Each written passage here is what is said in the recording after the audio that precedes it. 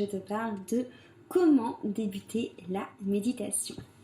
Alors la méditation déjà c'est quoi? C'est une pratique spirituelle, une pratique mentale très ancienne qui permet à l'individu de rentrer en introspection, de rentrer en réflexion sur lui-même. La méditation ça va trouver ses origines dans le yoga, dans la culture bouddhiste, et ça permet vraiment de se recentrer, de revenir à l'intérieur de vous, de contrôler vos émotions basses, de contrôler vos émotions négatives, et de prendre conscience aussi qu'on fait partie d'un tout, qu'on fait partie de quelque chose de plus grand que nous. La méditation est reconnue pour lutter du coup contre le stress, contre la dépression, contre les problèmes de concentration, le fait d'être beaucoup éparpillé, le fait de se recentrer, ça permet vraiment de calmer toutes les pensées parasites, de calmer le fait qu'on se fait des films parfois, de calmer aussi ces vagues d'émotions qui parfois nous submergent et nous font réagir d'une manière un petit peu trop, même excessible. La méditation, ça permet vraiment en fait de augmenter nos capacités. Déjà les capacités d'attention, ça c'est indéniable.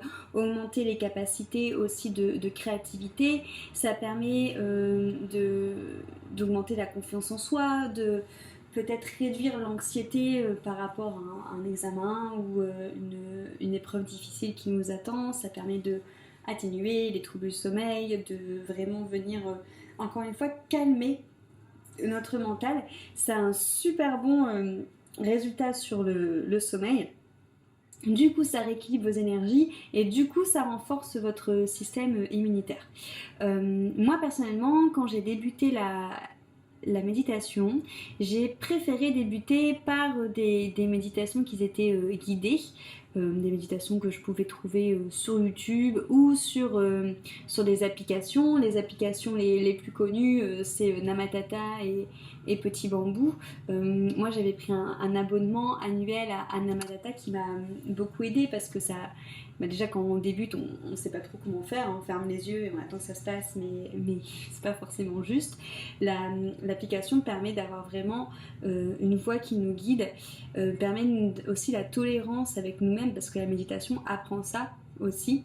Et ce qui est pratique avec aussi des applications, c'est qu'on peut aussi bien en avoir des méditations qui sont proposées sur ces applications de 20 minutes, comme ça peut être de 5, enfin voilà, c'est vraiment adapté à notre emploi du temps, à notre planning. Moi j'ai commencé par les méditations guidées. Après il y a plein de types de méditations différents. Ce qui est vraiment important pour moi comme premier conseil au niveau de la méditation, c'est de ne pas être trop strict, de ne pas être trop dur avec soi-même, dans le sens où on dit toujours la méditation, il ne faut pas avoir de pensée, faut faire le calme dans sa tête. Clairement c'est un peu compliqué de faire le calme dans sa tête parce qu'on a un système cérébral qui travaille beaucoup en tant qu'humain. Je pense qu'il faut être tolérant avec soi-même et se dire que si on a une pensée, et c'est pas grave, c'est justement bon signe aussi, c'est que notre système nerveux travaille bien. Moi au début que j'ai commencé, je me servais de ces pensées comme outil de développement personnel, c'est-à-dire que quand une pensée arrivait, je la regardais et je regardais comment ça se passait dans mon corps. C'est-à-dire que des fois, par exemple, je pensais à une personne et j'avais peut-être de la tristesse ou de la colère qui montait et bim, ma pensée partait sur une autre personne et là j'avais au contraire de l'affection, de la tendresse qui montait. C'est très intéressant de se servir aussi des pensées pendant la méditation comme un petit thermomètre, comprendre que vous n'êtes pas ces pensées, mais qu'en fait ces pensées vont vous aiguiller sur par exemple les situations qui sont bonnes pour vous, qui vous apportent du bien-être, ou au contraire les personnes ou les situations qui sont plus néfastes, plus basses et qui vous apportent au contraire des émotions un peu plus angoissantes par exemple. Donc moi je préconise plutôt ça au début, plutôt que de se mettre la pression et de se dire c'est pas bien, t'as pensé, t'as pas fait le vide dans ta tête, voilà. De se lâcher la grappe, d'arrêter de se dénigrer et de se dire plutôt ok, je suis en train de penser, donc c'est pas grave, je vais regarder ces pensées, je vais prendre de la hauteur sur ces pensées, me dire que je ne suis pas que ces pensées et je vais utiliser ces pensées comme un outil de développement personnel. Et peut-être que ça va vous permettre déjà de faire un énorme travail sur vous, parce que vous allez peut-être vous rendre compte que telle situation ça vous met mal, telle personne par contre vous met super bien, et que voilà, voir un peu vraiment ces émotions, réussir. C'est ça que ça nous apprend la méditation aussi, c'est de prendre de la hauteur sur les émotions et comprendre qu'on n'est pas que ces émotions, mais qu'on est bien au-delà de ça, et que ces émotions elles sont juste un thermomètre en fait pour savoir comment vous vous trouvez dans votre vie actuelle. En termes du coup de méditation, pour commencer, comment débuter? Moi je débuterai par une méditation guidée, donc par un professeur ou par une application avec beaucoup de tolérance, de bienveillance avec soi-même. Et puis après, pourquoi pas évoluer. Moi, ce que j'aimais bien faire au début aussi, c'est m'aider de la cohérence cardiaque. On peut avoir plusieurs cohérences cardiaques en bande sonore, notamment dans Petit Bambou, ils en proposent une. Je trouvais que c'était pas mal ça, parce que ça permet de faire de la respiration, de prendre conscience de ces mouvements de respiration à l'intérieur de soi, et ça permet toujours de se centrer, de se calmer, de prendre conscience de son corps. C'est une autre manière de faire les méditations. Les méditations, on a tout plein, vraiment c'est à vous d'essayer de tester les choses. Il y a la méditation tambour chamanique que moi j'aime beaucoup parce que ça me fait beaucoup voyager. Il y a la méditation pleine conscience qui est très connue. Il y a méditer en marchant aussi, se promener en silence et se servir de cette promenade pour faire justement une balade méditative.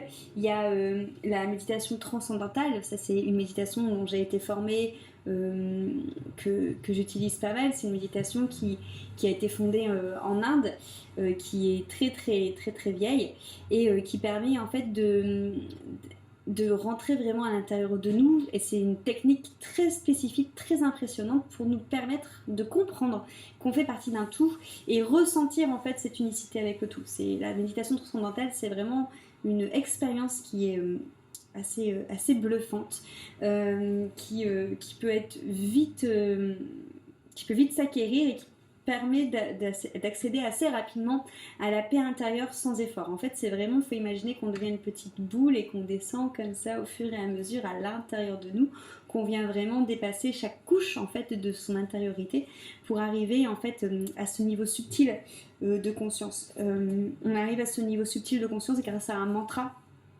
qui nous est délivré à la première cérémonie d'initiation. Quand vous êtes formé, en fait il suffit juste de fermer les yeux et de répéter ce mantra en boucle qui devient au fur et à mesure un son et qui nous permet vraiment de glisser à l'intérieur de nous tout en restant concentré sur ce son. Donc moi j'aime beaucoup cette méditation transcendantale, mais après voilà, il y a aussi des méditations où on est plus à justement répéter des mantras. Ça c'est assez cool pour ceux qui aiment bien chanter. On a les voyages de sonothérapie aussi, qui sont des méditations sonores, qui sont très intéressantes. Ecstatic Dance, c'est une sorte de méditation en mouvement, comme le yoga est une méditation en mouvement. Voilà, il y a plein de manières, de méditer différentes. On va retrouver aussi une méditation qui s'appelle Tratak, qui va permettre en même temps de nettoyer votre canal lacrymal, de nettoyer vos yeux, qu'il suffit en fait de fixer une flamme de bougie pendant un certain temps. C'est ce qu'on fait en Inde, qui est une méthode de purification au niveau des yeux, pour nettoyer les yeux. Donc voilà comment débuter. Je vous ai donné beaucoup d'infos. Pour conclure, je pense que le mieux c'est quand même de débuter par une application qui peut un peu peut-être vous structurer, et au fur et à mesure faites un peu vos curieux, testez différentes choses et vous verrez du coup quel type de méditation vous plaît le plus. Voilà. Du coup je vous souhaite une bonne méditation, un bon voyage intérieur, une bonne connaissance de vous-même, et puis je vous dis à très vite. Namasté.